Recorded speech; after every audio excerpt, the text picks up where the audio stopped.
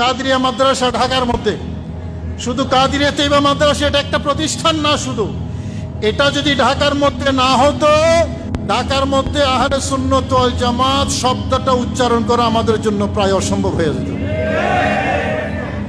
এই শুধু এক মাদ্রাসার প্রভাব, এই মাদ্রাসার প্রভাব যদি আমরা চিন্তা করি, সারা বাংলাদেশ ব্যাপী কোনো সুন্নি পরিবার যদি কোনো সুন্নি মাদ্রাসায় নিজের সন্তানকে ভর্তি করাবে, লেখাপড়া করাবে, এটা যদি একটু চিন্তা করে, সর্বপ্রথম যেই মাদ্রাসা দুইটার নাম আসে, একটা হলো জামিয়া আর একটা হলো কাদেরিয়া।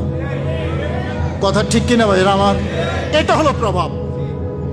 তো কেডা স্মরণ করে দিল, রংপুর, সৈয়দপুর, তারপরে নীলফামারী, কত দূরে দূরে মানুষ, একেবারে এন্ড অফ বাংলাদেশ, প্রত্যেকটা পরিবার, আশেপাশে কত মাদ্রাসা আছে, তাদের জেলায় কত মাদ্রাসা আছে।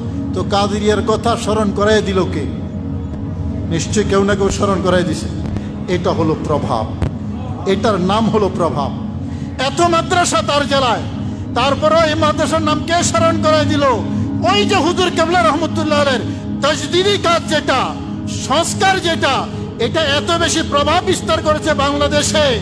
হুজুর কেবলা এই প্রতিষ্ঠানগুলো, এই প্রোগ্রামগুলো সবার হৃদয় জয় করেছে, অন্য কোনো মাদ্রাসা